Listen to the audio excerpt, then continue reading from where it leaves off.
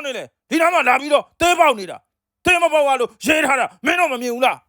ဒီမြေကြီးပေါ်မှာလဲသေးစော်တွေကိုနန်းဟောင်းနေတာပဲနောက်ကျရင်စာကတ်ထားမယ်ဒီနေရာမှာသေးပေါက်တဲ့ကောင်လူဆိုပြီးတော့ခွဲစိတ်လဲနည်းနည်းပါးပါးရှိကြအောင်လူမသားတွေဒီမိုးဒီလေဒီ Wi-Fi နဲ့တော့ဘာမှလုပ်လို့ရမှာမဟုတ်အိတ်တာပဲကောင်းတယ်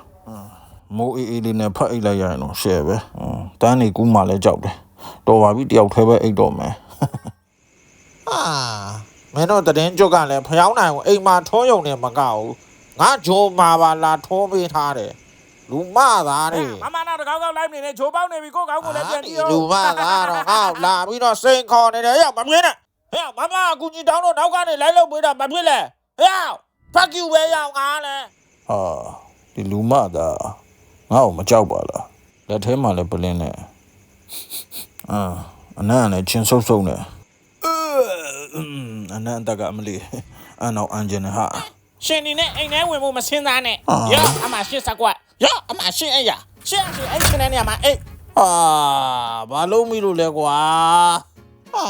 မိမငါ့ကိုပန်းတကူပြစ်လိုက်တဲ့သဘောလားရောင်မြင်းမသားအချိန်ရော့ဒီနားမှာရောက်တော့မယ်ဆွတ်ဆက်ပြီးမနေနဲ့ဟုတ်ကဲ့ပါဟဲ့ငါမသိလို့မေးပါအောင်မယ်မင်းတို့မြင်းနေရလေအော်ပြီးပြေးတာအဲ့ဒါဘာဖြစ်လို့လဲဒီတိုင်းပြေးလဲရတာအဲ့တော့ကိုဘူးတို့ရှူပေါက်ချမဲ့နေရအောင်နမ်းကြည့်တယ်လို့ဗောကျွန်တော်တို့မြင်းနေလေအကျင့်ဖြစ်နေတာဗောဒါနဲ့စင်တဲလေမမေချစ်တဲ့စင်တဲလေမင်းရလေဖေသားလေးပါဒါဟုတ်တယ်မလားသားလေးစင်တဲလေဟုတ်တယ်မလားဒါလေးကဖေသားလေးမလားဒါနဲ့ဘသူစင်တဲလေးလဲပြောပြလိုက်စမ်း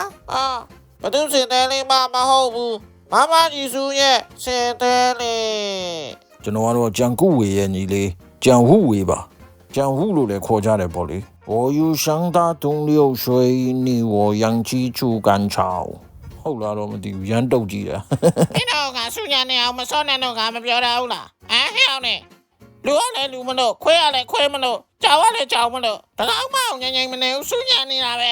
မင်းတို့ကြကြတတိထားခွဲနေကြောက်နေလူတွေနားမလဲဘူးငါတခင်ကိုအကုန်ပြန်တိုင်းမှာ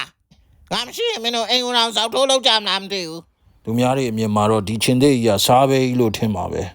တမင်မလေးတွေဝိုင်းဝိုင်းလဲနေတာဆိုတော့နိုင်မဲဆန္ဒကိုတိတ်ခါနဲ့ထိန်းနေရတော့မစားပါဘူးဗျာနာမည်ကြီးအသားငတ်ဖြစ်နေတယ်